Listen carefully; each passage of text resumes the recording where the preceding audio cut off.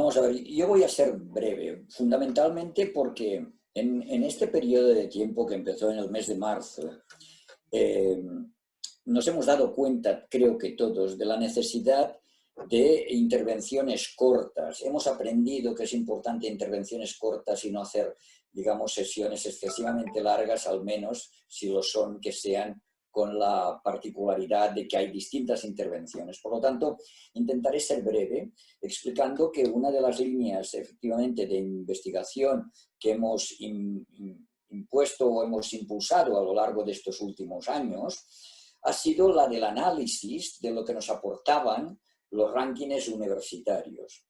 Y yo sitúo este análisis de los rankings universitarios en este enfoque de identificar los niveles de investigación desde una perspectiva macro, meso o micro.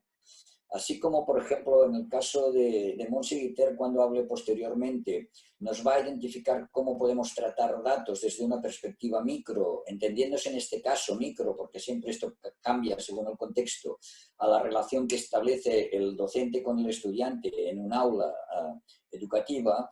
En el caso de los rankings universitarios siempre existe la duda si forma parte de un enfoque macro de la investigación o de un enfoque meso. El meso sería el de las instituciones propiamente dichas y el macro sería el de los sistemas.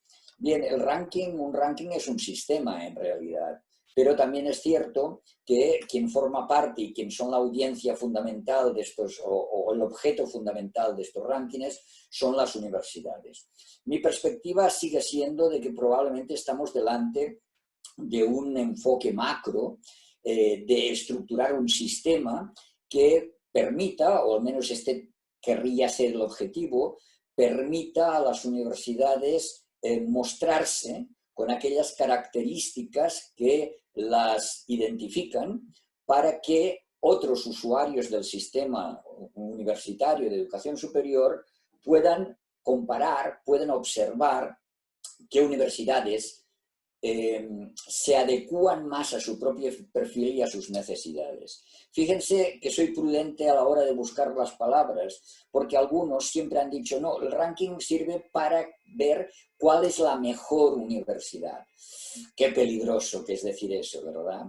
Entre otras cosas porque si se fijan ustedes, los rankings universitarios de un cierto prestigio siempre son los mismos, es decir, siempre hay las mismas universidades en los primeros lugares.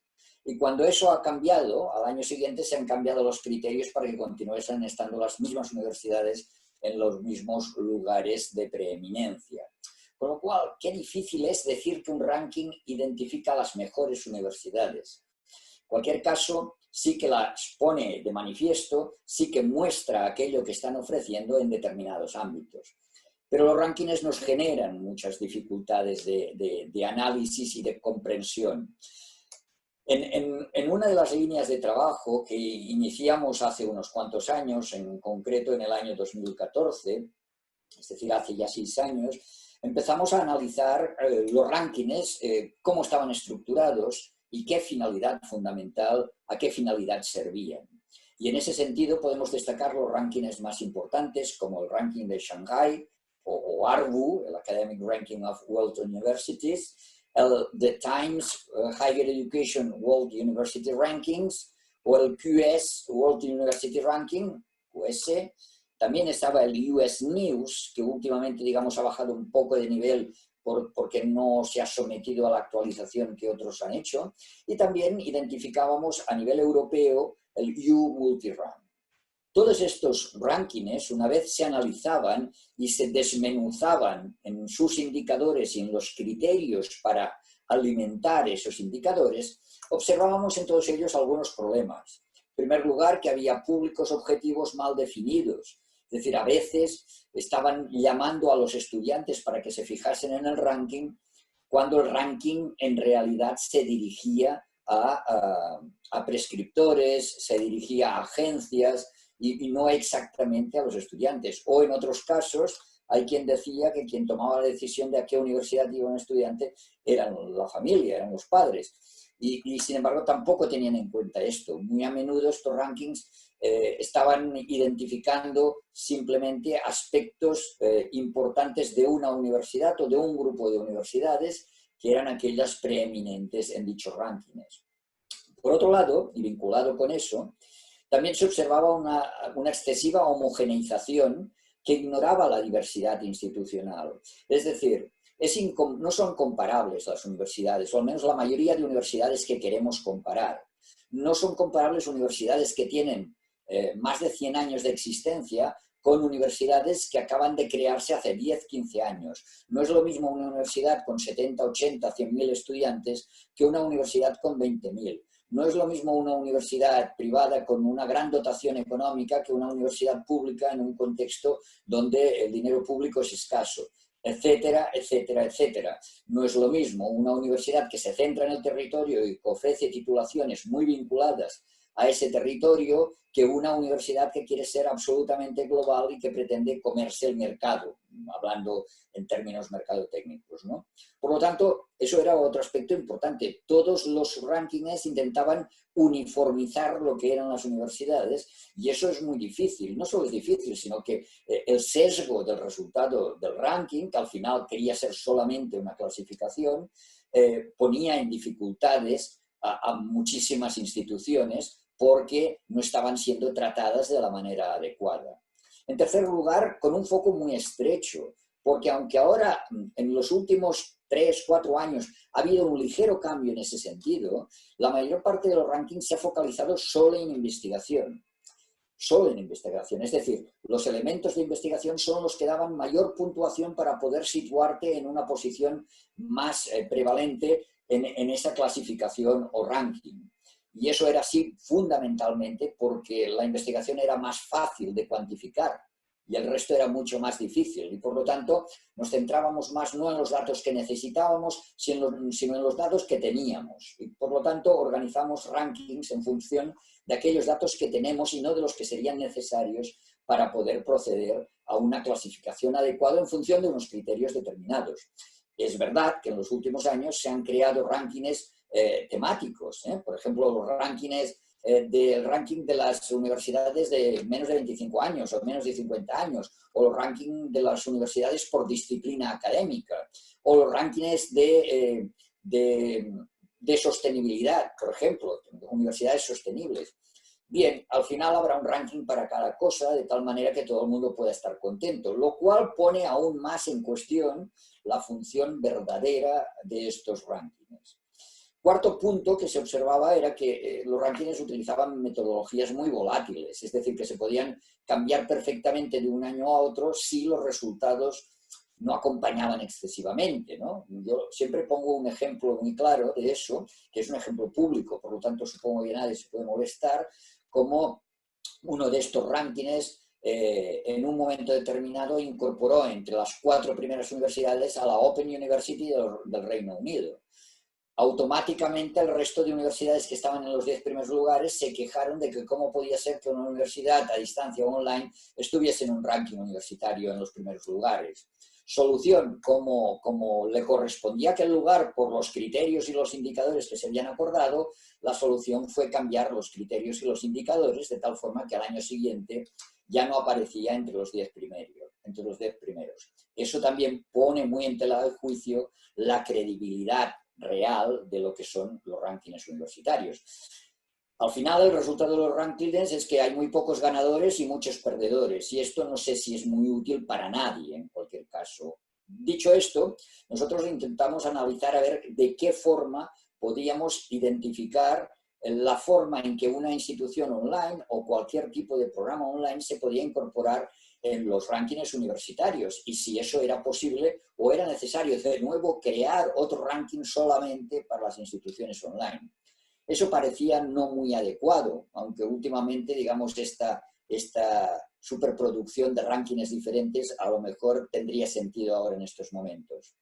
En aquel momento todos estos problemas nos llevaban al hecho este que decía antes de los datos, de que tomamos aquello que tenemos y entonces lo elevamos a categoría y entonces finalmente marcamos una pauta determinada, ¿no? Este niño llegaba a su casa y decía, mi profesor me ha dicho que he mejorado mi caligrafía desde que hago mis deberes con una impresora láser.